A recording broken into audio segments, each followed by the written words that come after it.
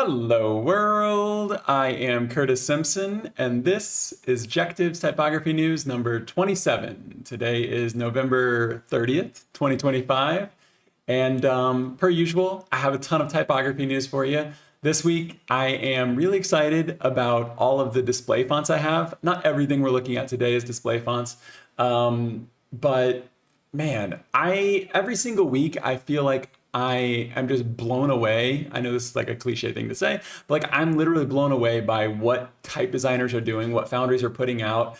And as a, how would you say this? A small disclosure, a couple of these typefaces didn't actually come out this week, but they did just come across my radar this week. They actually came out in the last month or two.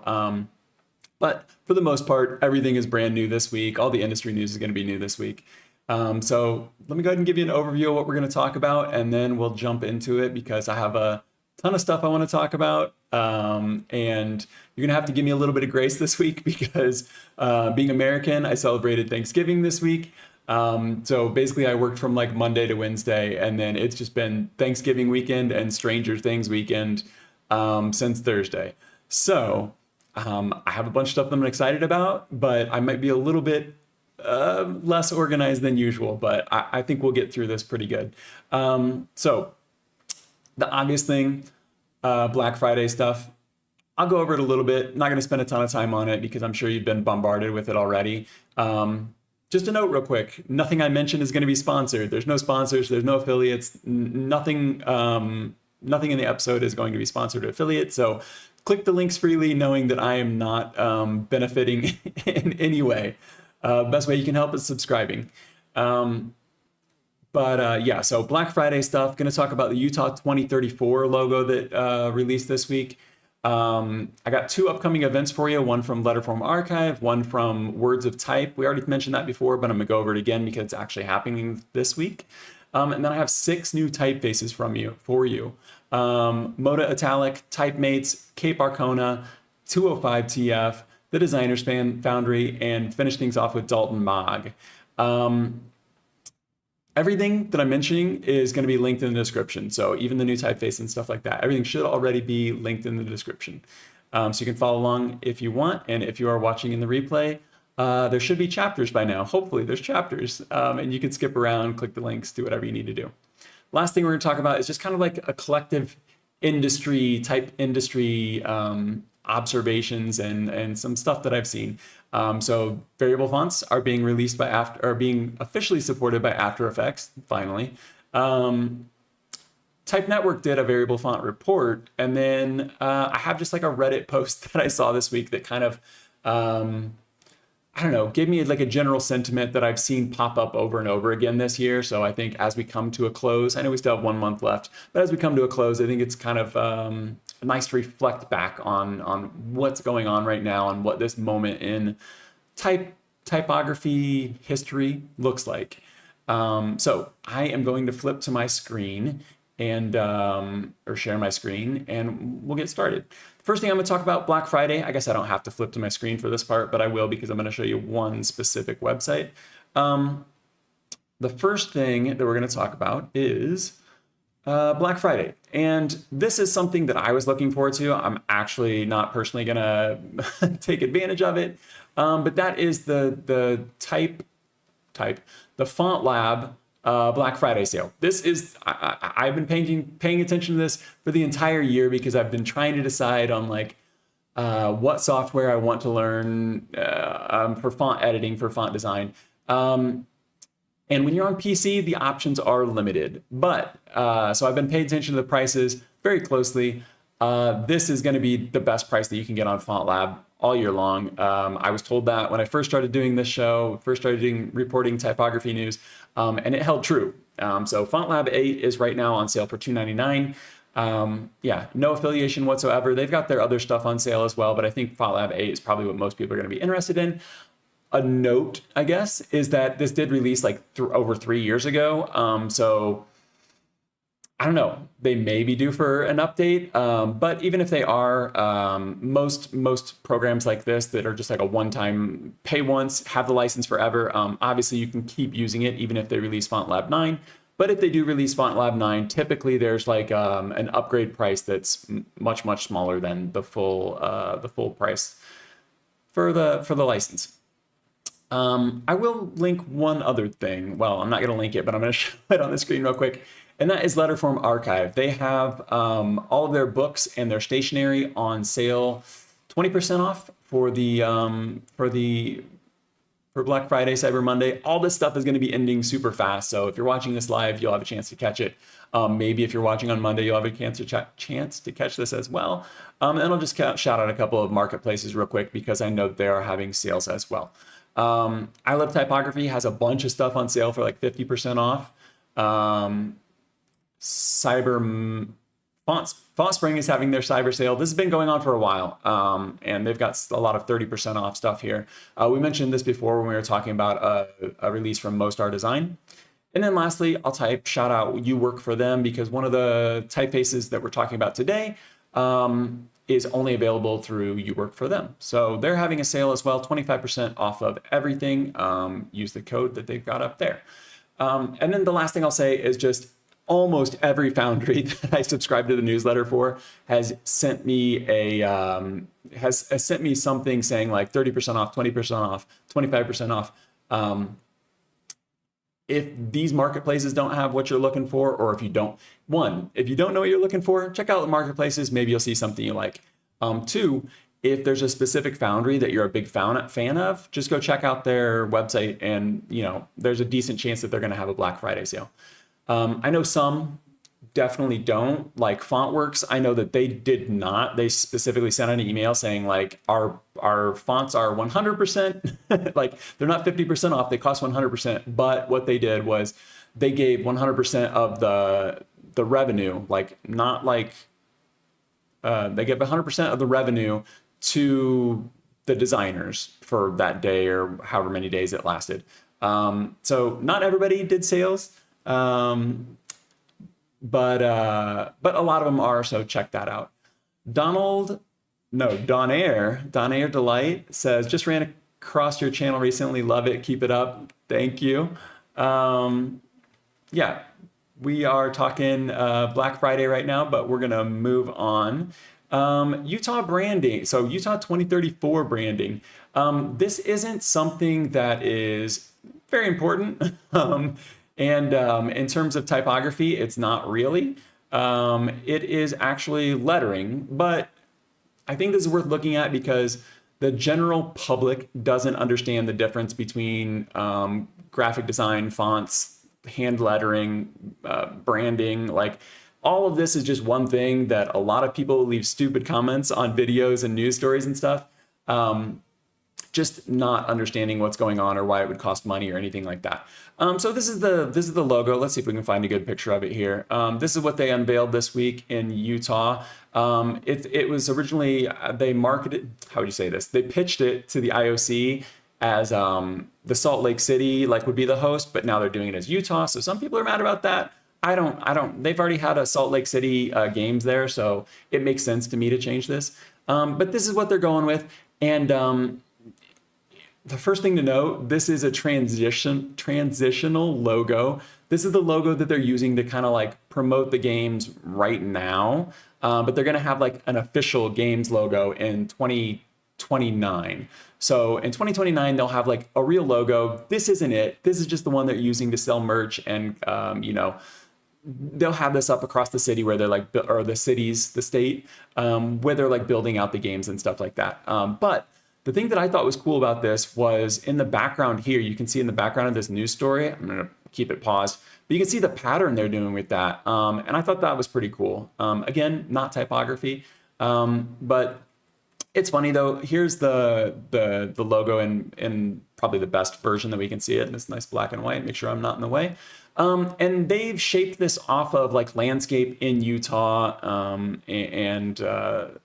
if you've ever seen the Utah rocks, the landscape, that they're shaping it off the moves that the athletes make and stuff like that, the skiing and things like that.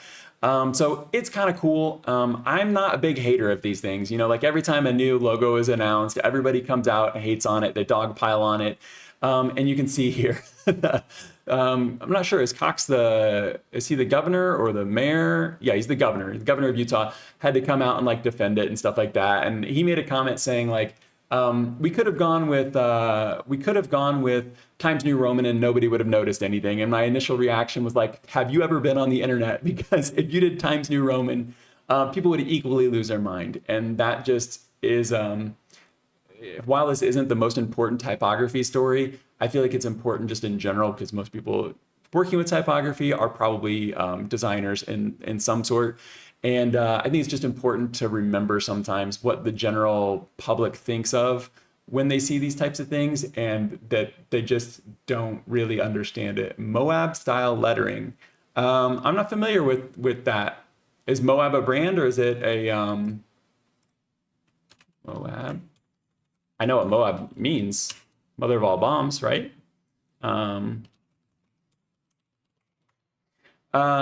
This is Don Air saying this. Yeah, I'm not sure what that means, but yeah, it just in general, like if they wrote this in Times New Roman, people would lose their mind. If they did this hand lettering based on the landscape, people would lose their mind. So if you ever put out a project like this, oh, Moab, Utah, okay. I'm not familiar with Moab, Utah, but that's pretty cool that it's actually relevant. Thank you for the insight. But yeah, just a small note. I think that it's not, I mean, I have no strong feelings about this, to be honest. I think it's fine. I think that this pattern is really cool and they could do some cool stuff like that. But like I said, this is a transitional logo. It doesn't really matter in the end. This won't be what's used in 2034. In, 3-4 years, this logo won't exist anymore because they'll release an official one in 2029.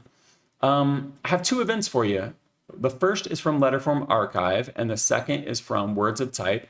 And Words of Type hasn't put this on their hasn't put it on their live yet, so you can't like add it to a watch later or anything.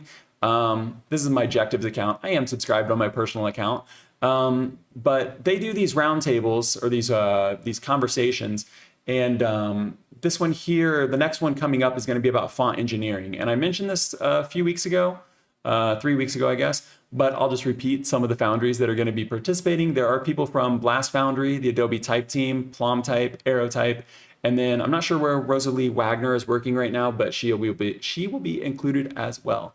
So I usually mention sometimes these conversations can be a little clumsy, but there's some really knowledgeable people there. And if you've ever wanted to learn about font engineering, type engineering, it's something I'm interested in learning more about. So maybe you will be as well.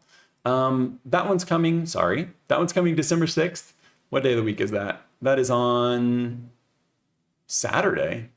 Huh. Okay. Saturday. That's a weird day. December 6th. That's what they're saying. So I would just subscribe to their YouTube and it'll pop up if that's actually the day that it's going to be.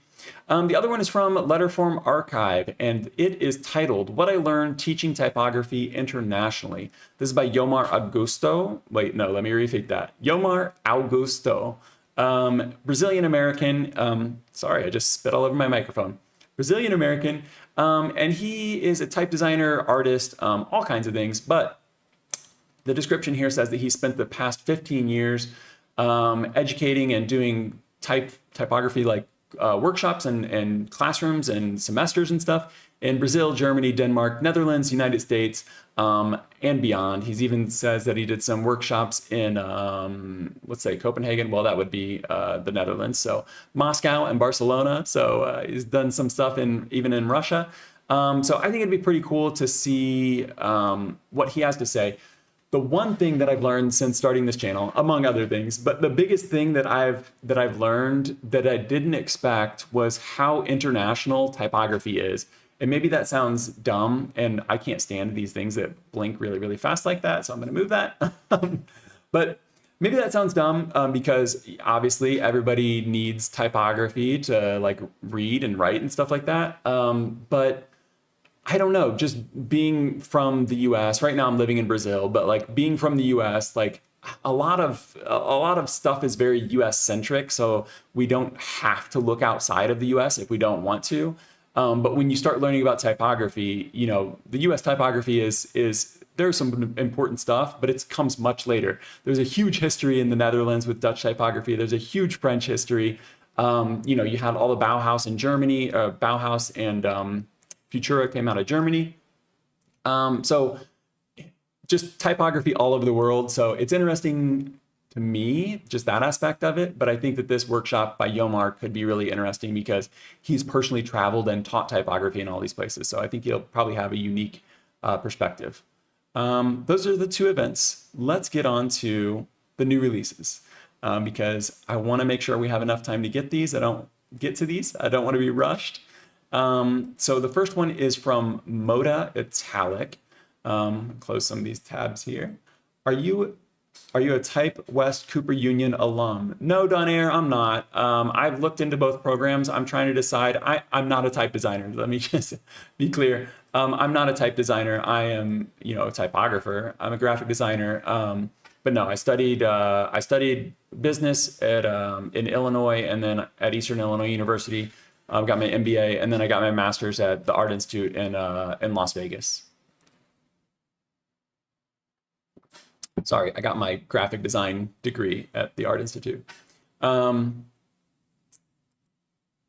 you a type designer, Donaire? So the first one that I'm going to look at is from Mota Italic, and I have some review license. I have some review fonts from Foundries. I'm going to point them out as we go, but just to get it out of the way, Mota Italic did provide me with a review copy of the of this typeface that we're going to look at. I can't use it for anything personal. I can't use it for anything commercial, but I can use it to showcase this to you. And I got to test it out this week to understand the font a little bit better. So that's going to go for all of these, but I will point out the ones that I do have review licenses for. I'm just going to give a quick scroll through some of these right here because this was before they released the typeface, but I want to give you an idea of like what we're going to be looking at. It's called A Hand-Drawn Font. This is by Mota Italic, and it was created by Rob Keller. It comes in 22 total styles. There are 11 Roman, 11 Italic. And let me just take my face off the screen now so that I don't get, so that it's not in the way. But I'm going to reply to Donaire's comment real quick. He says, I'm not. I asked if he was a type designer. I'm not. Graphic design and some publishing background. Have taken workshops at both. At both Cooper Union and Letterform, but not the full programs. Oh, that's really cool. Yeah, right now I'm not in the US, but I've definitely looked at the workshops. I have looked at a lot of type design programs. I'm trying to figure out what I could manage once I get back in the US. Or, some of these places you have to actually travel to and live at. But yeah, that I would be interested in talking to you about some of the workshops and stuff that you went to. I don't know how to message me on Instagram if you can, Objectives Official, because I would be interested in knowing what workshops you did and a little bit about them and stuff like that. Let me see. I'm a little bit lost right now. Okay, I was going to take my face off. I'm going to take my face off the screen. Let's see. There we go.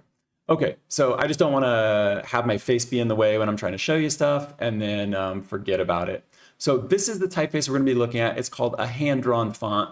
You can see there's a lot going on right now, and these are some really, really fun specimens, and I think that they kind of capture what this typeface is going to be. And we're going to look at this really in depth because there's just so much fun stuff going on here. But like I said, this is by Rob Keller. 22 total styles. There's 11 Roman and 11 Italic. I always say Roman and Italic. Some people would call these like upright and, oblique or slanted or something. But just for consistency, I always say Roman and Italic. But yeah, this is a static font right now, but it will be coming soon, they say, is a variable version of it. So I think that's going to be really cool because you can see all these different weights and just how playful this already is. I could imagine, I could imagine them being able to do some really fun stuff with the variable versions of it. So the version that I have right now, the review license that I have is for static fonts, but you can see right here, this says 1,750 plus glyphs, which is crazy. It also has 31 open type features. Let me think of which way I want to do this. Let's go ahead and go through this page here, and then I'm going to drop the font into What Can My Font Do and show you just how crazy this is. But let me read the official description since we haven't even got to that yet. So this is a hand-drawn font. That's literally the name of it, a hand-drawn font. A wild typographic experiment where imperfection meets innovation. It isn't just another quirky handwriting font. It's a toolkit for designers who are bored of playing it safe and ready to get weird. 100%. This font is, it really does so much more than any handwriting font that I've come across recently. I'm going to read a little bit more of this because it gives a little bit of the background. It says a hand-drawn font started as a written markings on tools, sketchbooks, so they wouldn't get lost. That everyday scrawl from an undiscovered artist was never planned to become a typeface, but while working on a personal zine project, he began converting those distinctive letters into a font. Over 2 years, they slowly evolved into this massive family. Okay, so I'm not going to read everything, but I did want to point out that this was actually someone's handwriting, and there are many people that try to turn their handwriting into fonts, and it doesn't turn out very well. But this is the exception to the rule, in my opinion. You can see right here, there are some interesting characters here. These are called the artists alternates, or artists. Are they call them artist alternates or artist characters? We'll have to look in Affinity in a second. But you can see some of these are turning into scripts and stuff like that, and that's because they borrowed this handwriting from actual artists: Calder, Kahlo, Basquiat, Grandma Moses. It looks like Keith Haring maybe in there. Okay, so I'm going to scroll through this. Then we're going to go to What Can My Font Do? And you can see already how this, it's not variable right now, but how this variable font could be pretty cool because it looks like they are already using a version of it there to animate it. So the italic isn't really italic. You can see right here. I mean, it's italic, but it's a slanted version. It doesn't stay on the baseline. I think that would be my one, not necessarily complaint, but kind of like question mark as to why they didn't make it like a real italic that would stay on the baseline. But okay, let's drop this into What Can My Font Do?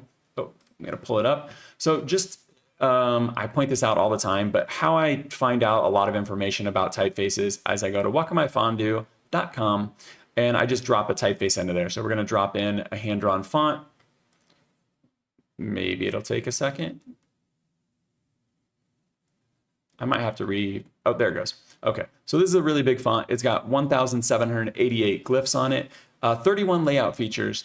And if we scroll down, you can see all these different features here. But the reason I wanted to come on here was to show you all of the glyphs that it has, because typically what ruins a handwriting font is that the characters start to repeat themselves. You are not going to have that problem with this one for a very long time, because as you can see, let me see if I can make this bigger right here. Yeah, you can make it a little bigger right there. Whoa, that's probably too big. Let me shrink this down a little bit. I actually never resize it with that. I always just zoom in. Okay, that's pretty big though. So you can see there are a lot of different of the same characters, and I'll get to these underlines here in a second. Those are a feature of the typeface. Okay, but here you can see all of the different A's that you get, all of the different B's that you get, all the different C's. So it's gonna take you a long time to start repeating. And then if you're mixing these up with some of the weird things that you can do with this typeface, it's gonna take, I mean, it's a font, so it's like, eventually it's gonna repeat itself. People are gonna notice that it's a font, but like even the ampersands, have multiple versions of them. All the numbers have multiple versions. There's just a lot of crazy stuff going on with this one. So let me pull this up in Affinity real quick. Like I said, this was, the review license was provided by the Foundry, by Mota Italic. I typically like to look at a close-up of these, but let me show you real quick. Right now, I don't have any of the features on. So I don't have discretionary ligatures on, don't have contextual alternates on. This is Rob Keller right here, that's his name. If I go ahead and turn on discretionary ligatures, there's an Easter egg in here that will be his signature. So you're probably never ever going to use that, but it's fun to see these types of things hidden in typefaces. If you type Rob Keller with no space between the two names, you'll get that to pop up. We have tons of features. If you look on this panel on the right here, or on the left here, I don't know how well you'll be able to see it on your screen, but there are just tons and tons of typography features here. So many alternates. If I were to do contextual alternates and stuff like that, you can already start to see this bounce around a little bit because it's going to change them as you type. So if I were to type a bunch of A's, they all start to look different, rather than if you turn that off, turn this off for you, turn that off, all the A's are the same. So typically when you get like a cheap handwritten font, all of these A's will just look the same, and real quickly it becomes apparent what's going on. So that's really what's going to set apart a typeface like this, but there's a lot more to it. I don't think we necessarily need to zoom in on all these like I typically do, but you can get a feel for it probably by now what we're looking at. It's a fun hand-drawn font, but what's really cool is this stuff right here. So banana, banana, banana. This here is, I don't have the discretionary ligatures and stuff like that on, but there are different little things you can do. Like you can add this little, I actually don't know what that symbol is called. The little symbol that's on the same key as the tilde. So you can do the tilde, or you can do this little fake apostrophe. I don't know what this thing is called. I apologize. I should have looked that up. But if we turn on the discretionary ligatures, boom, it's going to start crossing out stuff for you. So if you have just like one, if you have just like one tick mark, it crosses out one letter. Good. Let's go ahead and, so you can see all of these letters, the A's and the N's all look the same. So I was, turn on the contextual alts here. Discretionary ligatures though, like if you've got two little tick marks, it'll cross out two of them. You got three, it'll cross out the whole word. Same thing goes for the tildes. So the tildes, they're gonna like scribble out the letters. So already we're getting into some cool stuff here. These are combinations. So you can do combinations of emojis where you can do like a smiley face with a crown, smiley face with regular brackets or the curly brackets. And if we do discretionary ligature, nope, contextual alternates. Yeah, contextual alternates on this. It'll put the little crown on the guy. And it doesn't have to be just the little guy. So let me go ahead and go to the glyph browser real quick. Let's do, oh gosh, I don't know. What should we do? Let's do a poop icon. So if we do the poop instead, you could put a little crown on your poop. I know, amazing stuff. And then if we do the brackets here, you can get a frame. And if you do the curly brackets, you can get this other, like, I don't know, frame with like gold leaves or whatever it would be on it. So this is already pretty cool on its own. Tutti Frutti says, conceptually very well done, especially referencing different artists' handwritings. Yeah, I thought that was a nice little Easter egg that they added in there. Sorry, I missed your comment when we were on that part. Let me turn on my timestamp so I can see what time everybody's talking. Yeah, I missed you by a couple minutes. I apologize. But what's really cool is you've got all this stuff going on. You can, so I've got discretionary ligatures, or no, contextual alternates on this one. What do I have on this? Okay, here we go. I'm not sure why I can't, oh, it's a stylistic alternative. Gosh, I apologize. I'm not sure why I can't get this 8-ball. So this little 8-ball symbol, it doesn't always have these symbols on these little lines on the outside of it, but I can't figure out how I turned them on now. Must have just combined them both together. Anyway, you can add stuff like this to it. The star, you can have an alternate for the star. So you can have like the lines drawn on there or not. But these things here aren't really that important. I just put those here because I was typing out this lyric from the song. You can cross out stuff as we saw, but you can also cross it out with color. So let me go ahead and get out of this view here. What's going on? I'm not sure why I can't see outside the bounds of my layout. Shoot. Well, okay, let me do it like this. So we turn off, oh, there it goes. So we turn off the discretionary ligatures in the typography settings. You can see what I'm doing. I'm putting those little tildes there to get the scratches, but you don't just have to put them like at the end of the word. You can put them anywhere you want. And then you can like get these overlapping things. So it actually keeps the colors. You can do multiple colors. Like you could do 10 different ones, 10 different versions of this if you wanted. But you can get like the green and the red overlapping on there, which I thought was pretty cool. So there's way, way, way more in this to go over than we have time to actually go over. And you can see on Weymann Foundry here, there are a ton of different alternates and stuff. Actually, let me pull up the specimen because maybe that's a better way to look at this. So I do have the specimen here. Tons of features. You can do these underlines, the wavy little underlines. You can do them completely under it, just under the words. You can get all of these stylistic alternatives. We saw the artist letters earlier. There are just so many hidden features in this. When they called this like a toolkit, like I would literally need I would need a work, like a manual to tell me how to use this font, because there are just so many different things you can do. There are the frames and stuff like that we looked at, the little crowns. But yeah, there's a ton going on with this. And I think in terms of hand-drawn fonts, like handwriting fonts, they're typically a pass for me, like almost immediately. I just don't have an interest in something that immediately becomes like apparent how fake it is. But this one's done so well. And then all of the fun little quirky Easter eggs with the artist letters and the different combinations that you can do with the open type features, the scribbles, all of the crazy alternates and ligatures and things, like this one's pretty wild. But a font can be as good as it wants to be, but if it doesn't have a good price or a good license, then it's not going to be worth it. Luckily, oh, here you go. Here's a bunch of icons and stuff, so you can see a bunch of them on the website here. I guess we should have just went ahead and scrolled down. Let me point out two things real quick. Where are they at here? These little lines here, I think are all kind of smashed together right now. Let me reset. No, yeah, they're still kind of smashed together. Those little lines, anyway, the same way you could do like the crown, you could do like the little highlight lines on the outside of everything, and you can see all the different frames here. A little bit broken on the website right now, but there's just a ton that you can do with this. Like I said, this one does have a good license. So you select the license.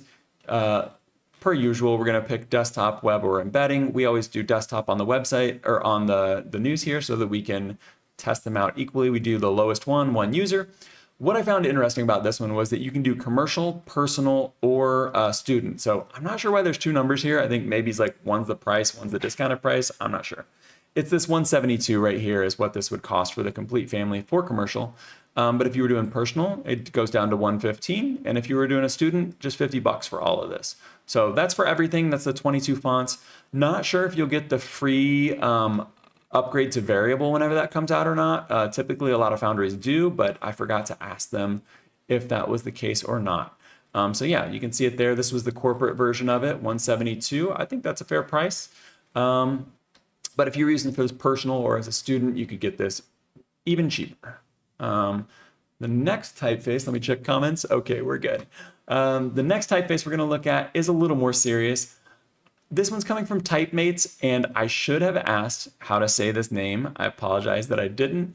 It's German, so I think that it's Weymann, but I am going to say it the way the English would say it and say Weymann, because that's just easier for me to say, Weymann. So I apologize to Mark if this is not how to say his last name. I did message him on Instagram, but it doesn't look like he replied in time. In his defense, though, I messaged him very last minute because I realized today that I didn't know how to say it. But this is it. We'll just say it every different way so that at least one of them are right. Weymann Serif is here. I'm going to go ahead and read this as I click through this. Designer Mark Weymann has had an ace up his sleeve since 2009. What had long been gathering dust was not forgotten and was given new life this year. This is their description. Firm, spacious, and clear, Weymann serif draws on typographic tradition while carving a voice of its own, contemporary and classical. Bracketed serifs nod towards manuscripts, while an open structure brings editorial grace and stone-cut clarity. So a little bit of marketing in there, but I think that you can see this is a very nice typeface, and it's a very, you know, it's like a nice book face, a nice publication typeface. I did request and receive a review license for this one as well. So we'll be able to look at this in pretty good depth, but you know, it's not as crazy as the handwritten, hand-drawn font, so we're not going to have to look at everything. But I think they did a great job with these specimens. So this here is actually the work in progress. So these are the sketches that Mark made, and that's how it turned into the font.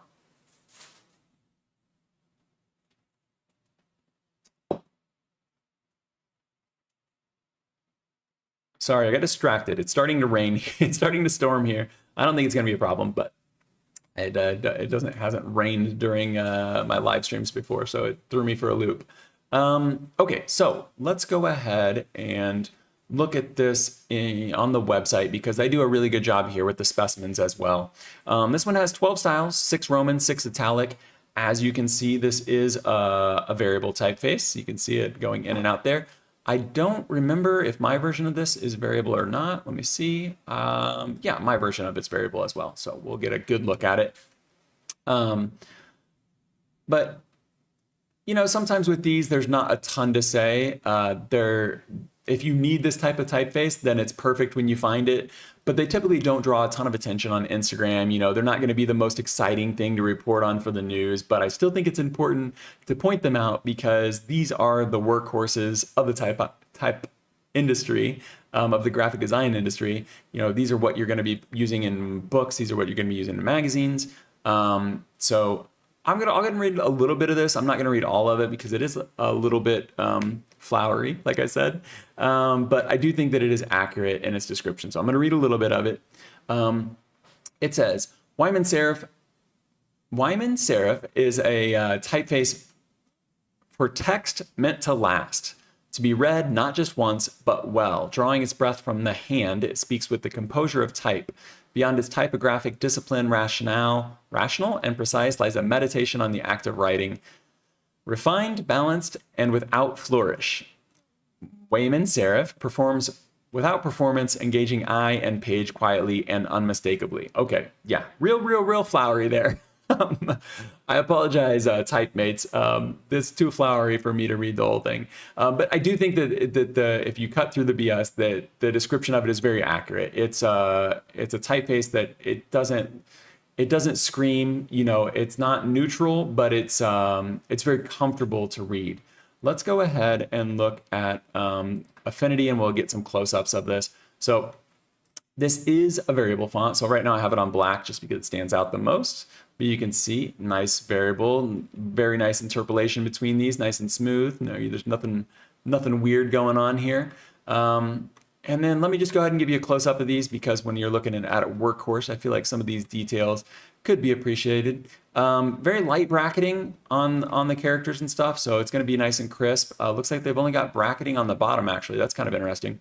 And then a little bit on the outside of the G here.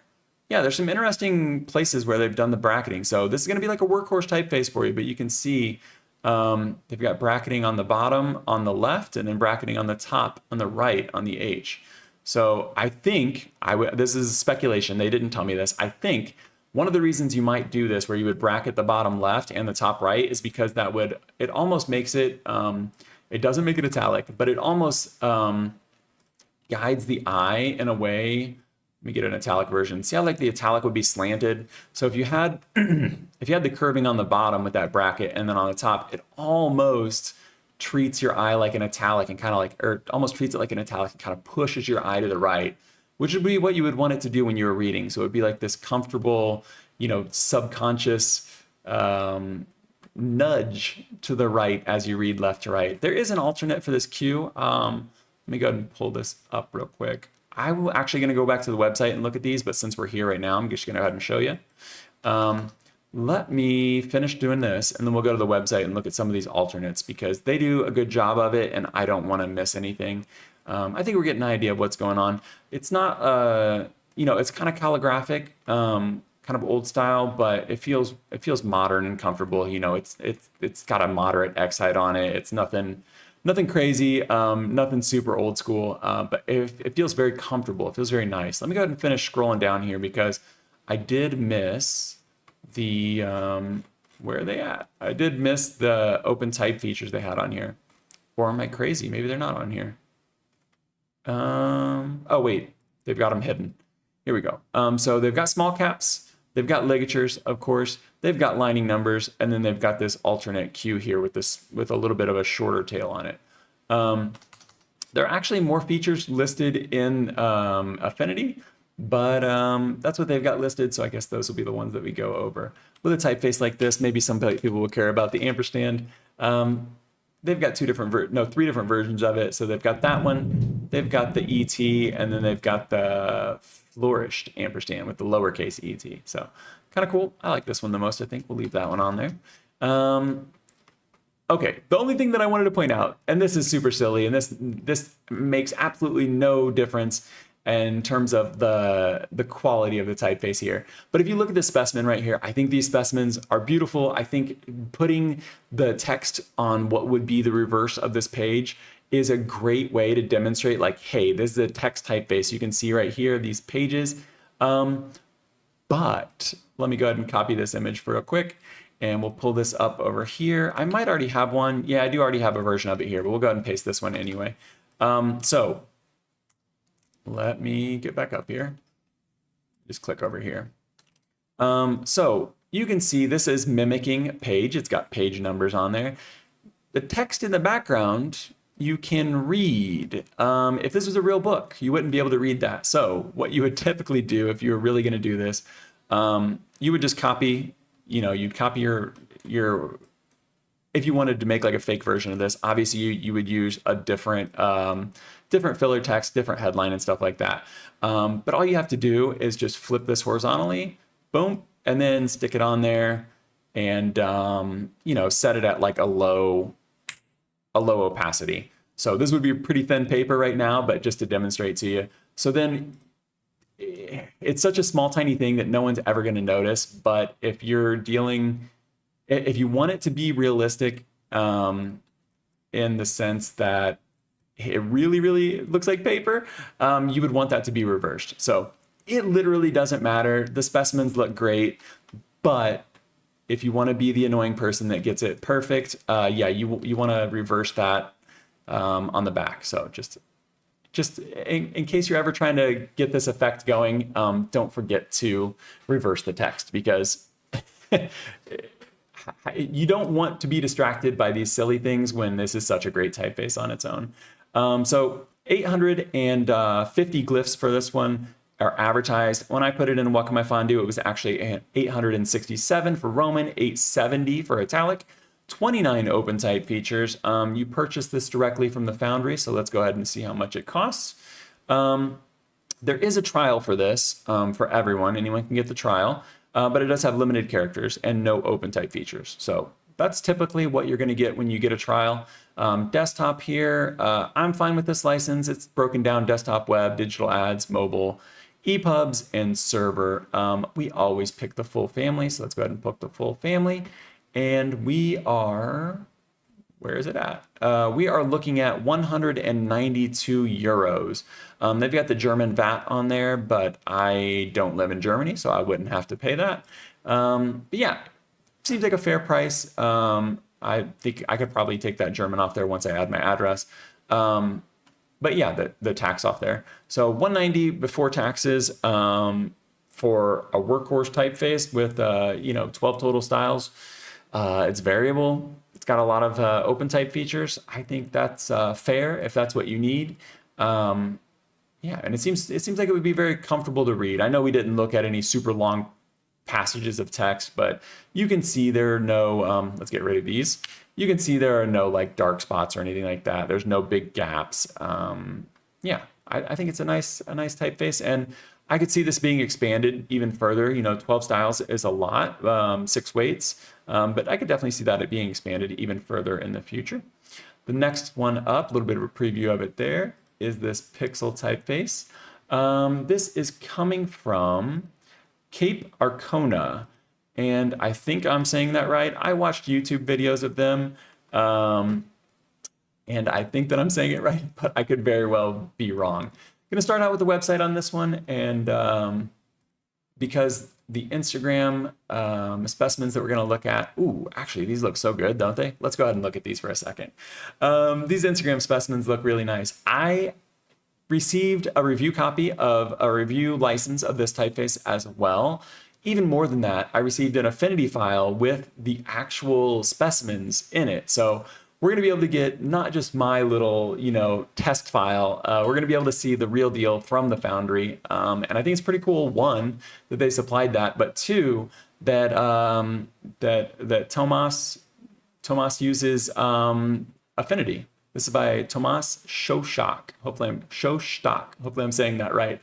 But yeah, he told me that his business partner still uses Adobe, but he is using Affinity for several years now and has no intentions of going back. So I thought that was kind of cool, and it's really nice for us because we'll be able to open the typeface and get a really good look at it as he intended.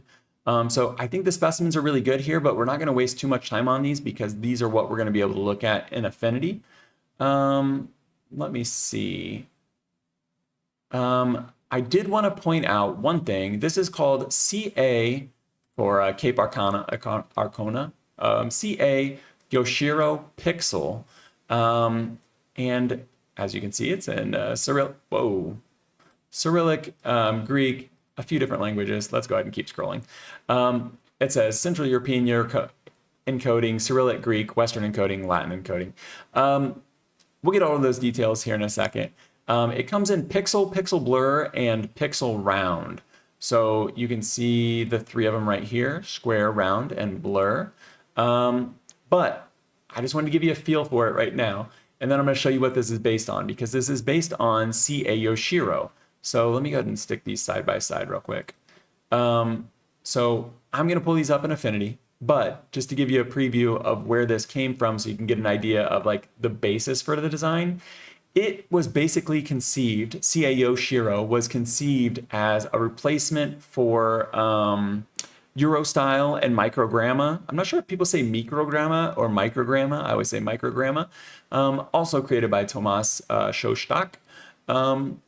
But yeah, this was supposed to be like kind of a sci-fi typeface to replace all of the microgramma Eurostyle that get used on, Star Trek and all these different space movies and stuff like that.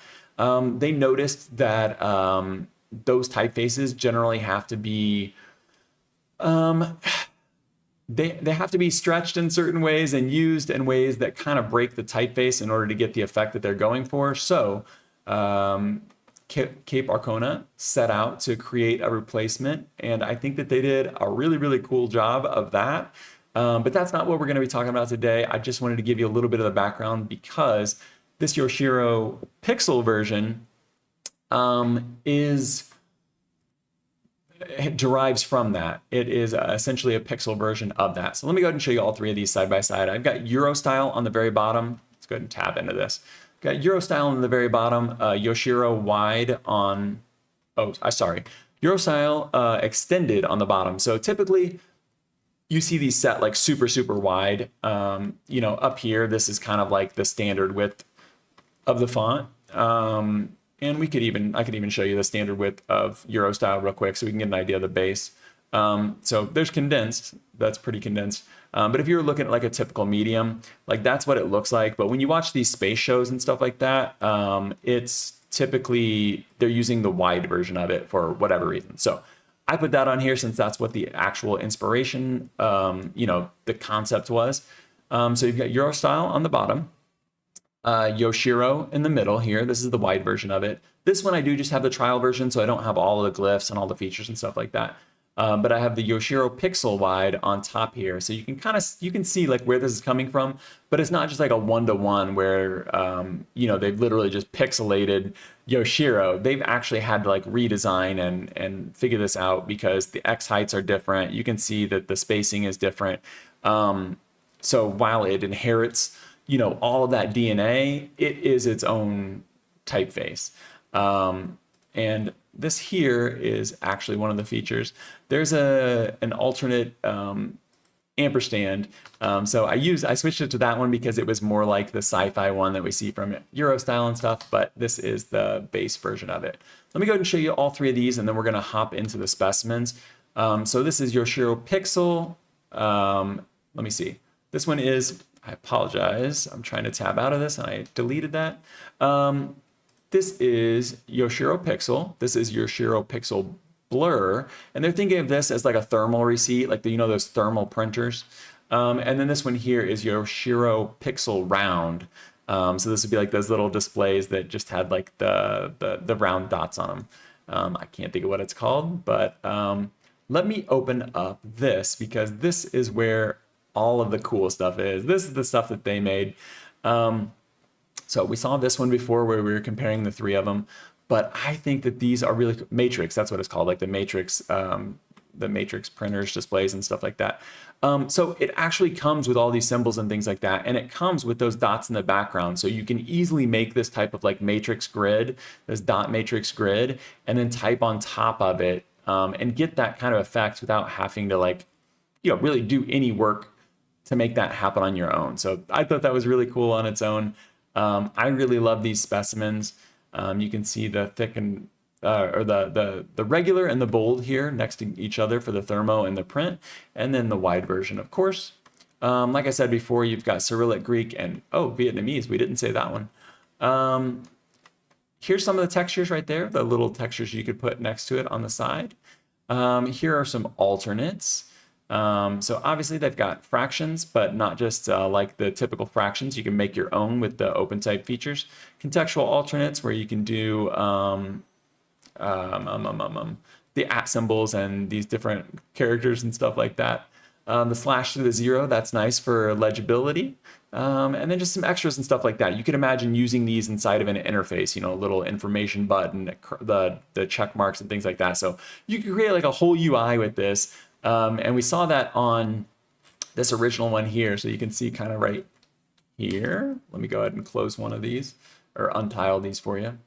So you can see here how they were using this on one of these little handheld devices. So you could imagine with the Pixel version, you could do like a retro UI with these types of icons and arrows and things. So I think that is really, really cool. Here's a bunch of alternates and things like that. So you've got the sci-fi A, R, Q. Lots of good stuff going on here, way more than you would expect from its Pixel font. I feel like this one and the hand-drawn font are the two that just made me like, I don't know, just kind of drop my jaw at like what some type designers are doing these days. And I feel like this is a really cool, not necessarily like recycling, but like kind of taking a typeface that they were already using, this Yoshiro that Tomas had made, 2 years ago, and finding another use case for it and doing something, keeping that sci-fi aesthetic, but then turning it into kind of this retro pixelated version of it. I think it makes it way more versatile. And then you could also combine these together, because there was no problem printing stuff like this back in the 60s and 70s. But if you wanted to have like a computer version of it, you've got some big pixels on your screen. I think it's really cool. You can only purchase this from You Work For Them. So we did point that out earlier, that they are having a Black Friday sale. So let's go ahead and see the buying options. Complete family. We are on You Work For Them right now. I didn't even realize it. So we are on You Work For Them. $240 for the family if you add it to the cart. But we go ahead and turn off that. But there is the Black Friday sale right now. So if you put in that code, what is it? BF 2025. Put in the code, you'd get the price down to 180, which I think is not too bad at all. It's about $60 per font. So if you broke it down, you'd be looking at 60 for the square, round, and blur for the full family.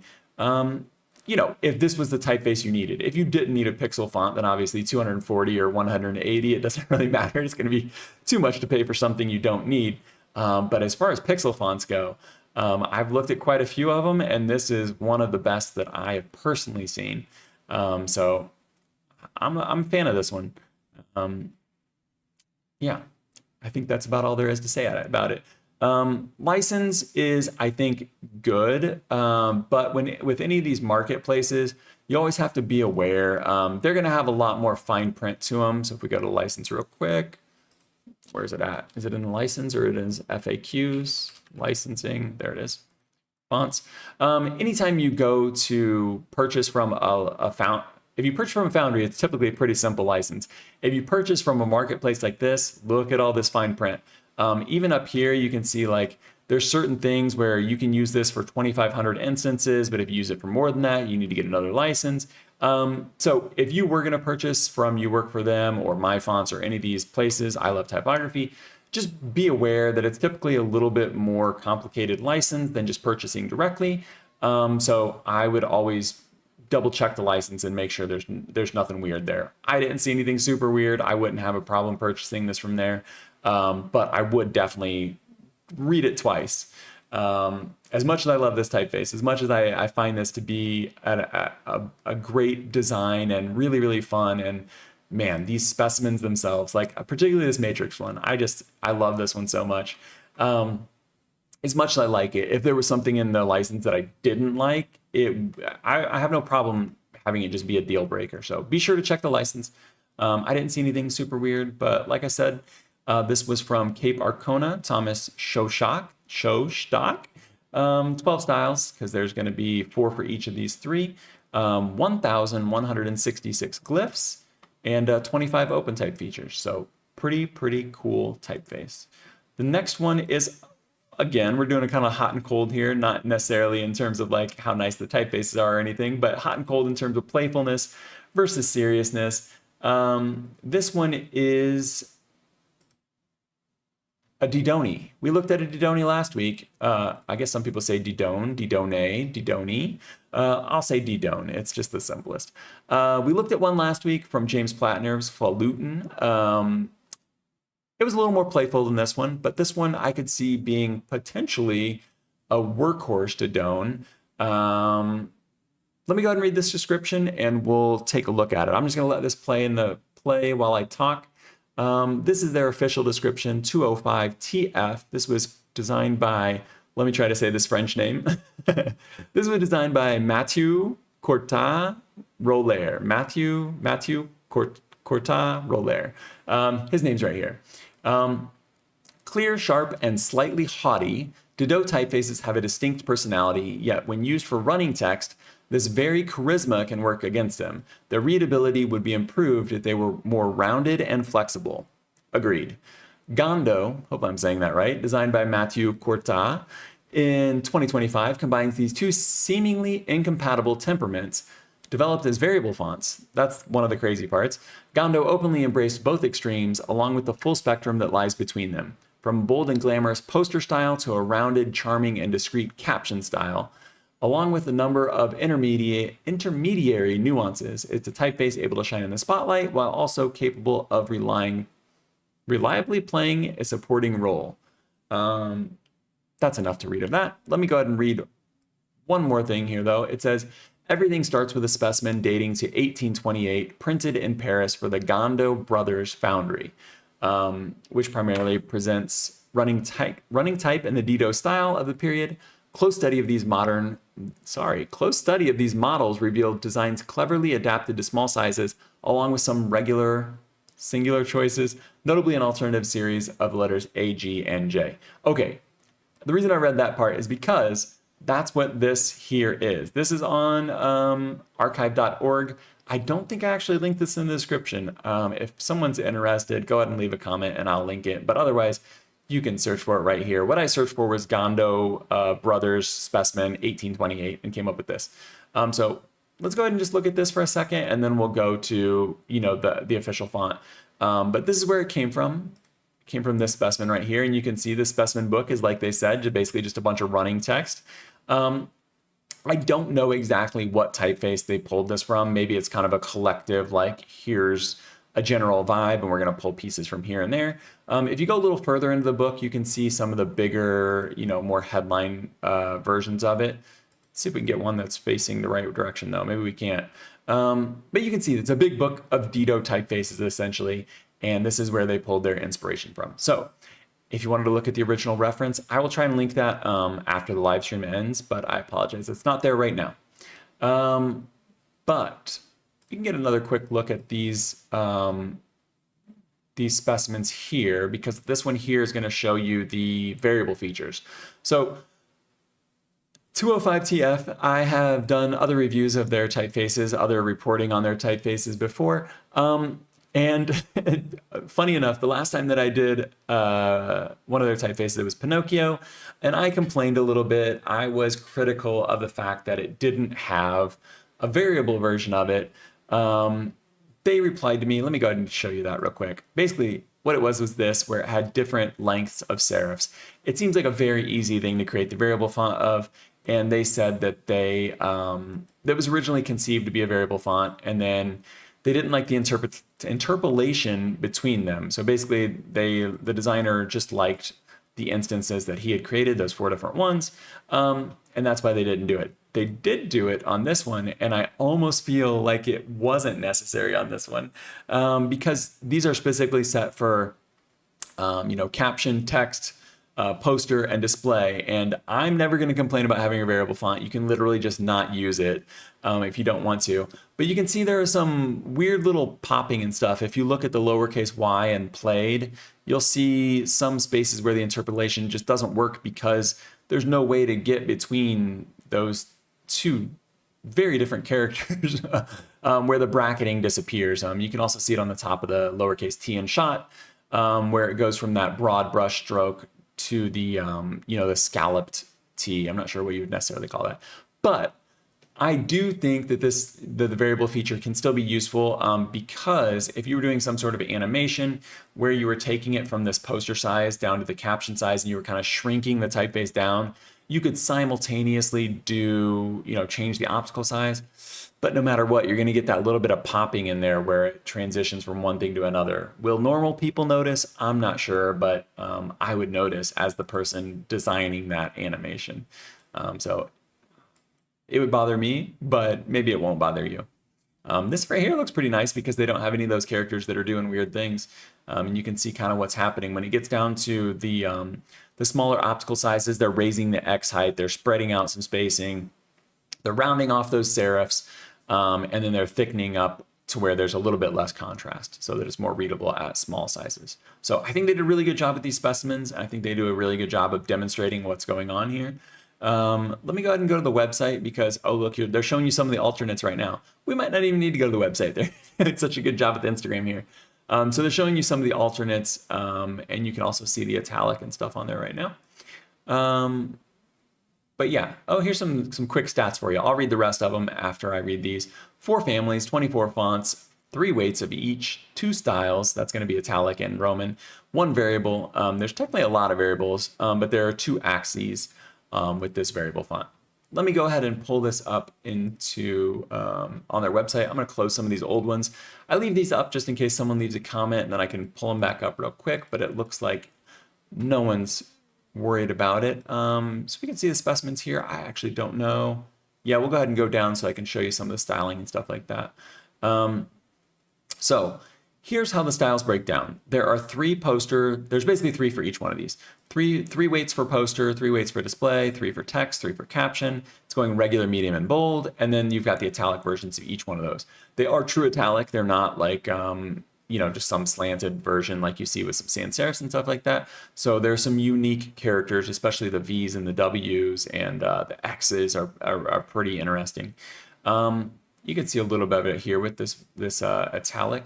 Let me check the time. Hopefully I'm not too far behind right now. Actually, I'm about 15 minutes behind. We're going to have to really hurry up. They've got a bunch of OpenType features here. I'm actually going to skip showing them to you because I must have blabbered on too long about the first few fonts. But there are, let me see my character count. Do I have a glyph count? Oh, actually, I don't know the glyph count on this one because 205TF did not supply me with a review license for this typeface. So I only have the trial version of this. I don't have the review, but let's look at what we do have from 205TF. This is Gando right here. I don't think we necessarily need to do a big close-up on this, but I will show you the difference between like the really Didot version and the other. So if we look at this here, you can go between the sizes. You can do the weight. So you can make it go from regular to medium or regular to bold. There's there's a little bit more in between, but there's 3 instances. It's regular, medium, and bold. But the optical size is the interesting part because that's how you would turn it from this caption all the way up into big poster size, with those real sharp serifs. So we've already kind of looked at that. Let me go ahead and show the italic version because I think these the V, W, and the X are the most interesting. They're pretty wild. I'm sure there's a typeface that exists with these, but I haven't come across one that I can remember. So those are, a few of the standout characters to me. I really like this italic version of it, though. I think Didot italics are always nice, and this is no exception. Let me show you this compared to a few other ones. We've already seen the weights here, so I don't think we necessarily need to look at that. But here we have Gando poster on top and Didot Roman on bottom, and you can see there's some pretty clear inspiration, but it's not like a one-for-one by any means. Gando was doing its own thing for sure. You can definitely see that in the P. It's a little bit more rational than the Didot. And then how would you say this? The stress of it isn't completely on the outside for all of the characters. If we look at the O and the D here of Didot from Linotype, you can see they're essentially the same thing, where all of the stress is on the outside of this, all of the thickness there. But if we go up to the O and D here, you've got the D that's very rational. It's perfectly symmetrical, at least optically. But then you look at the D, and it is not just taking its only cues from the O there. It's doing its own thing to kind of balance itself out a little bit more. It would be preference which one you personally liked more. But in terms of like being balanced and filling the space, I do think that Gando is doing a good job of that here. And then of course, you can change the optical sizing and stuff like that. But if we're looking at pure Didot to Didot, that's what we'd be looking at. Courier recast, this is by Dalton Maag. It's a recast of Courier New. Obviously, these are not the same classification of typeface. Courier is a monospace typeface. It's not supposed to be a Didot made for captions or anything like that. But when I saw these rounded serifs on here, that was the first thing I thought of was Courier New. So I put the Courier recast. I put Courier recast on there from Dalton Maag because I do think that it's an interesting thing to compare, if for nothing more than the fact that Courier is one of the most legible typefaces. I know that it's not the most beautiful, probably to most people, but there's a reason that it's like a default on a lot of government documents and stuff like that. It's very legible. The characters are very, how would you say, like you're not gonna mistake a lot of the characters for each other. You've got the 2-story A. Well, that G on that one's not the most legible. But anyway, my point was they have these rounded serifs. So I think there is something to that legibility with these rounded serifs. And that's, really what they've done is managed to turn a Didot into something that really could work at all optical sizes. And I think that is really cool. I would love to see this expanded into even more weights because like we saw on the website here, there are 3 weights for each, regular, medium, and bold, and that's not bad by any means, but if you could get this expanded even further, that would be amazing. The way that they've done the variables, there is a variable for each individual one, so you could get a variable for poster, a variable for display, a variable text. You could do that, or you could get what we were looking at here, which is a variable that just has everything all at once. I think the use case for most people is not going to be to mess around with this optical sizing with the variable. I think you're probably going to pick, like, if you want captions or, you're going to pick your style directly, probably. But what I think you could use that variable for in a more playful way would be, or in a more like usable, practical way would be to mess with the weights, because if you had some kind of UI element or something and you want to do a rollover where it turned bold, you could do that animated with this, using CSS with this weight axis here. I don't know that you're going to mess around with the optical sizes too much. I'm sure there's some use case that someone can come up with, but I think for the most part, that's probably not going to be that important. Um, Let me check the pricing for you on this one. I'm going to be super fast with this. If we wanted everything all at once, it's 990 euros. Not the most affordable typeface, but it is really, really big. It has a lot of stuff going on with it. Like I said, I don't know the glyph count. I don't know the OpenType features or anything like that. You'd have to email them and ask them, but without the review license or without a full version of the typeface, I just don't have access to those numbers. I've complained about this before, so I'm not gonna like complain about it too much, but I don't really like the license here. And I had that conversation with them. My main gripe with this one, a lot of this is broken out and it's things that would have typically been included with the desktop license. My biggest problem is the logo one having different prices for different industries. So you do have to buy the desktop, I think, no matter what. So you're automatically in for 990, even if you only use this as a web font. But if you're using this for luxury, you're paying an extra 1,000. If you're using this for health, you're paying only an extra like 500. So there are different prices for different industries.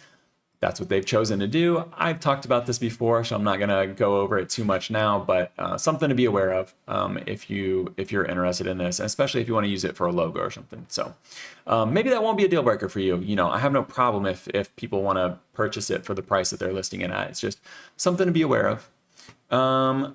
The next two typefaces we're going to have to get through pretty quick, and I apologize because we only have 18 minutes left. The first one is coming from the Designers Foundry, and this was designed in collaboration with Forth and Back from Los Angeles. And it is based on, I'm just going to show this super fast. It is based on the alien xenomorph. So important to know that. Everybody, even if you haven't seen the movies, you know that creature, right? Like it's just in the public zeitgeist. Everyone knows that creature. They have some really cool specimens, and unfortunately we're not going to have time to look at all of them, but you can kind of get a feel for that xenomorph right there. But this was inspired by the 1979, let me go ahead and read it for you. This typeface is called Drool. It's released through the Designers Foundry, and it is designed by Forth and Back Studio. It says Drool is a sinister display serif inspired by I'm not sure how to say his name, H.R. Geiger's xenomorph design for Ridley Scott's 1979 film Alien. Each character feels alive, as if grown rather than drawn, with curving terminals and slick connective tissue binding its anatomy together. The result is a biomechanical serif that pulses with tension, elegant yet unsettling, familiar yet grotesque. Really nice description there. Succinct, a little wordy, but I feel like it is accurate in terms of adjectives and things like that. I like that description, and I think that it fits really well. And you can see what's going on here. There are two versions of this. There are two styles. There is a double and a single. So you could use those how you want. Obviously, it's a display, so it's not like one of these is going to be a body copy or anything like that. You're going to have the double and the single. It's an all caps typeface. Just 219 glyphs on this one. 9 OpenType features, though. You'll purchase it directly from the Foundry. I'll go ahead and spoil it right here. Good license on it, $40 for the full family, so $20 per style. And you can see this is really cool. I really like the 3D specimens that they made. When we look at this in Affinity, I'm not going to have any of those for you. But you can see some of the OpenType features right here. They've got some discretionary ligatures. They've got the E, the W, and A. They've got 3 different versions of this A, I think. They got different versions of the Q, the K, the R, and the G. But yeah, I really like this one in terms of the inspiration. If you're familiar with the channel, you know that I always say I'm a sucker for 2 things. One is a good backstory. Like I love a story behind the typeface and why it exists.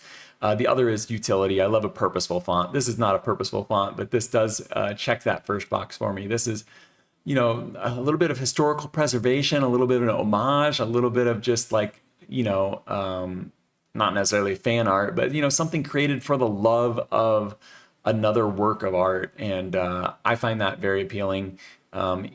Even, not being someone who's like a diehard Alien fan or anything like that. I don't have anything against Alien.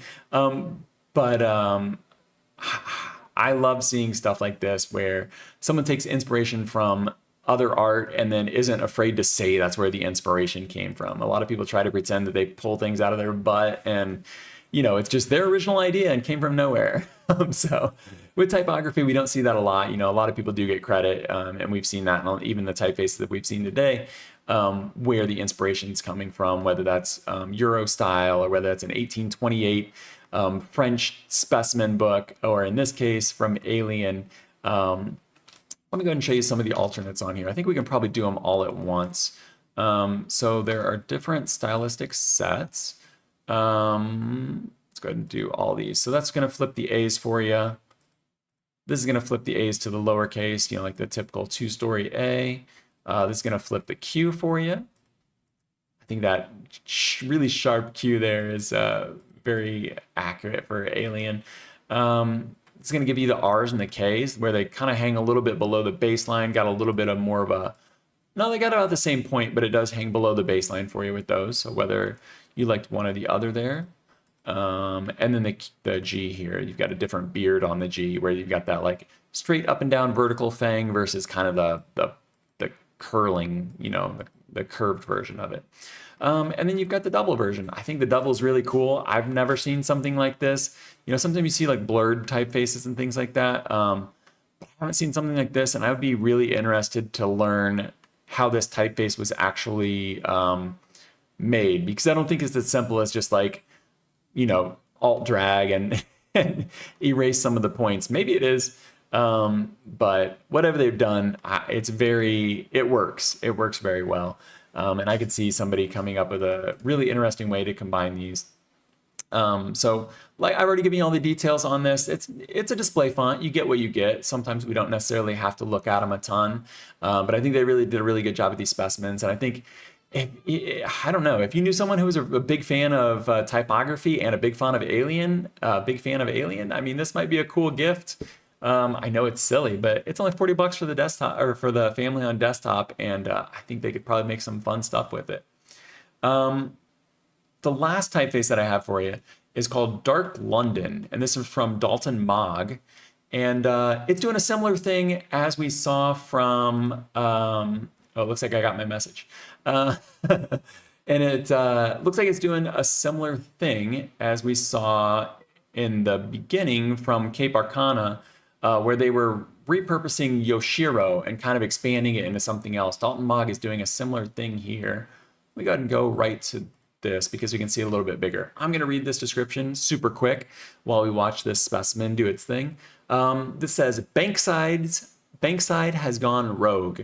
This once upstanding pair of typefaces has turned to blackmail and extortion, reinventing themselves with a distressed makeover as our new expressive variable font, Dark London. So you can download a free trial of this, and it's actually a full trial version. Full trial version with, let me say this number for you, 10,524 glyphs. 10,524 glyphs. Yeah, it is insane, and you can probably see why right there, because just like with the hand-drawn font by Mota Italic in the beginning of the show, there are a ton of alts, and that is incredibly important when you're looking at these display typefaces, especially when you're talking about a display typeface like this that's supposed to be ransom note style. I think if you grew up in the 90s, if you're a 90s kid, you probably remember like a ransom note typeface, and it would just repeat the characters over and over. It wasn't very good at being a ransom note because you would immediately see the repeats. So I think they do an excellent job of demonstrating that right there. That's just on their Instagram. But this is the website right here. Like I said, 10,524 glyphs. Insane. This is by Maria Fontanelli. I don't know, I'm sure if it's Fontanelle or Fontanelli. I'm going to say Fontanelli. Hopefully I'm not wrong. Supports over 790 languages. The reason that you're getting a lot of these languages and stuff is because this is a combination of two real typefaces. This is a combination of Bankside Serif and Bankside Sans, and I actually didn't put links for these, so let me go ahead and pull these up for you real quick. Let me sort these A to Z. I apologize. I typically have these things ready. Bankside Sans, Bankside Serif. Let's go ahead and do all three of these side by side. I do have all of these downloaded, so I mean, we can look at these in Affinity in about 2 seconds, but you can see what's going on here. Bankside Sans, Bankside Serif are being combined and distressed and turned into Dark London. So I don't have time to completely go through these, but it is very similar in terms of what we saw from Yoshiro Pixel earlier. Yoshiro Pixel from Cape Arcana. This was also designed in 2023 originally, and then this new version, this evolution into Dark London was released this year in 2025. Dalton Maag actually doesn't have a newsletter, so this was released a couple of months ago. This is one of the ones that's not a breaking news release, but it did just recently release, and I'm gonna go ahead and spoil this for you. This is $42. $42 for a font, for a variable font with 10,000 glyphs.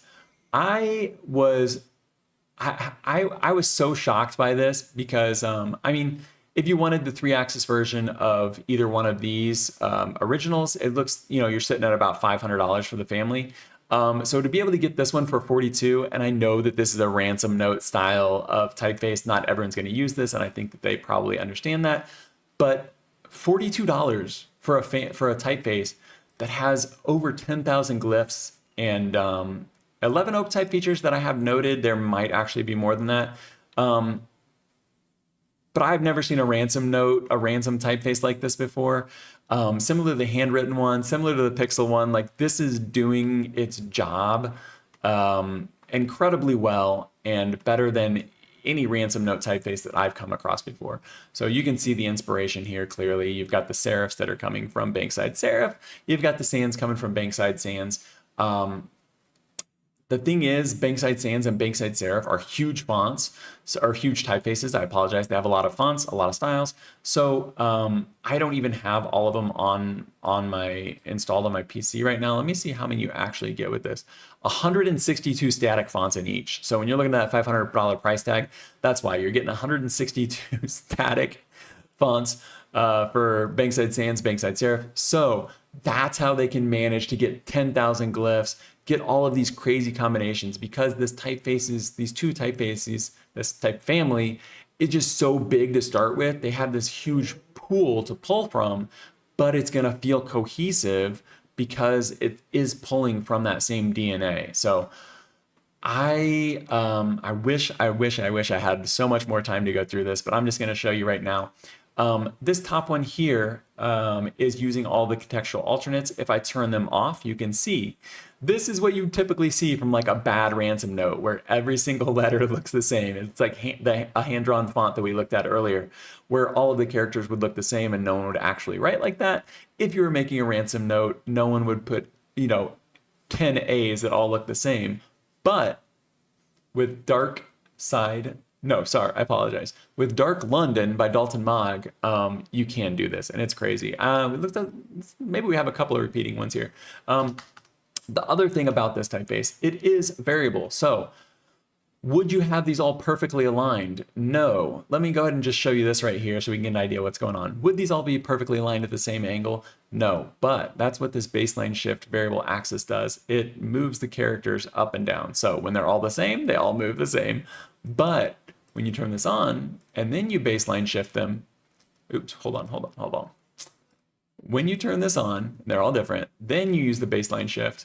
They go up and down at different they have different baseline shifts. And then obviously you could go in and baseline shift this in your, in Affinity, in Adobe, in whatever design software you're using. But having this variable axis that just does this for you without having to go in and individually, because imagine if you had a full body, if you had a full paragraph or something, or a full caption using this, you wouldn't want to go in and baseline shift every single one of them. What you could do is use this axis and then go in and fine tune it if you wanted to. So I think that that's really, really cool. This one here has the ligatures turned on. So standard ligatures, boom, you can get a couple of A's connected together. Let me see. Oh, I apologize. I don't have more stuff typed out here, but let's go ahead and just look at Darkside London real quick. And if we turn these off, so you would have it looking like this. You can see the repeating O's and N's. So we turn on the contextual, we get those different O's and N's, so we're not getting the repeats. You do get repeats of these negatives though, so you can see this O and this O are almost the same, but you can just use an alternate version of this O. You could use an alternate version of that O. I don't have time to dig into it right now, I apologize. But you could choose a different one and then swap that out from there if you didn't want to have the negative and the positive that look like the same font.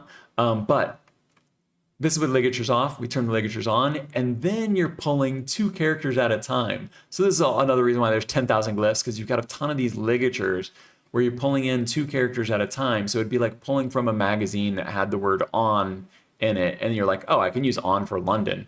But it's not doing it for every one of them. So it's smart enough to know, like, let's keep these 2 separate. Let's pull these 2 together. And then, you know, if we were doing another AR right here, it's smart enough to know not to do it again. And we did another AR right next to it. It's doing 2 different ARs. I love this. This is what I was talking about when I was talking about how I've just blown away this week by what type designers are doing. And to get this font for $42 is just insane. I'm tempted to buy this even when I don't need it right now, because it's just so crazy that that's what the price is. Hopefully that's not a mistake. If it is, I would completely understand. But again, just one last time here, you can see if I turn off the contextual alts and on, you're getting just a completely different version of what's going on. You turn on the ligatures and you start to get some of these that are combining together, where you get like the DEs squished together. So yeah, I could go on and on and on. And if I didn't have to get off of here in 3 minutes, I probably would to continue to go on and on and on. I'm going to have to switch to the face cam and just speed run these last few things. Or let me just turn the face cam on right here and we'll speed run through these. So the last 3 things that I have, I wish that I had time to go over these. We'll have to do it next time for one of these, but variable fonts are available now in After Effects. So variable fonts are available natively. They're natively supported, you know, for the first time in After Effects. I'm not a big After Effects guy. I don't use Adobe anymore. But if you are someone who does use After Effects, variable fonts are finally there. If you're someone who's Cavalry, an After Effects alternative, they have been there for the last 5.5 years. They've been there since Cavalry was in beta. If you don't know what Cavalry is, it is an incredibly powerful After Effects alternative. There is a free version of it that you can get, and you can only export at HD, so 1080p. If you want to export at 4K, you need to get the professional version. But you can get it and play around with it for free and test it out. It is insane. It is way above my pay grade in terms of when it comes to animation and things like that. In terms of After Effects, that's just not what I do. But I've played around with it a little bit, and it is really cool. A big learning curve on it though. But if you're coming from After Effects and you're looking for an Adobe alternative, maybe you're switching to DaVinci Resolve and you're switching to Affinity and you're switching to Blender, Cavalry could potentially, if Fusion doesn't work for you in DaVinci, Cavalry could be an alternative for you. And like I said, they have had what Adobe just got this week, which is variable fonts. They've had that since its inception in the year 2020. So no affiliation, no sponsorship, but I thought people might find that interesting. Man, I really wish that I had time to go over this Type Network report. They did a report on variable fonts, and I had some major criticisms for it. We're going to have to save this for next time. I'll save it for the end of the next video. And then also I was going to go over this Reddit post where it seems like there's a pretty big discrepancy between what type designers, foundries, marketplaces want versus what buyers of typefaces want. And I'll spoil it for you. Marketplaces, foundries, designers, whatever. Not all of them. So this is a generalization, but many of them seem to want recurring revenue. They want to be able to charge for a web font over and over and over, every month, every year, whatever it is. And designers don't want that. Designers want to pay and they want to be able to use the font, and that's the end of it. And as we looked at today, as we look at all the time, a lot of type foundries are very good about this. They have great license. You pay for the web font once, you pay based on how many websites or how many viewers or whatever, or sorry, viewers, visitors, how many visitors your website get, something like that. You pay perpetual license, you just get it, use it forever. Some of them even have like a grow with your license thing where like if you start out small under 10,000, you pay the 10,000 price. If you grow your business into like 1 billion users, which I don't know who would be doing that other than like Facebook or something or YouTube. But if you grew to that big, they don't make you change your license. I wish I could give a quick shout out to whoever that was, but it was someone today. So yeah, I wish I could get into these topics. I spent too much time talking about the typefaces, but in terms of where the importance is here, I would much rather talk about new fonts, talk about the type designs than talk about, a little bit of industry drama, but I'll try to save that for next time, which, sorry, I should have led with this up front. No Typography News 28 next week. I am 100% focused on doing this book review that I've been sitting on forever. Every week it feels like I'm saying like, this is coming soon, this is coming soon. Man, doing typography news takes up so much time that I have just not managed to find a way to do a book review and the news in the same week. I want to get this book review done. It's driving me crazy that I've been sitting on it for so long. So no typography news next week. I apologize. But we'll be back in 2 weeks. We'll do the thing. My plan is to do like I don't know what they call like premieres or something like that. Like my plan is to like release this live on Sunday. It'll be pre-recorded, but I'll be hanging out and chat and stuff like that. So if you do want to come and talk like at the normal time, I'll be here. I just won't be actually live. I will be doing a premiere for the book review. So thank you for everyone that hung out. Thank you for everyone that came and talked. Donaire, nice to meet you for the first time. Tutti Frutti, good to see you again. And everyone that's watching the replay, I appreciate it. If you're American, I hope you had a good Thanksgiving weekend. And I will see you guys, not in person, but I'll be in chat next week, Sunday, book review, Anatomy of Type, Stephen Coles, and then I'll see you in 2 weeks for Typography News number 28. So have a good night, have a good day, whatever time it is for you, and have a good week. I'll see you Sunday.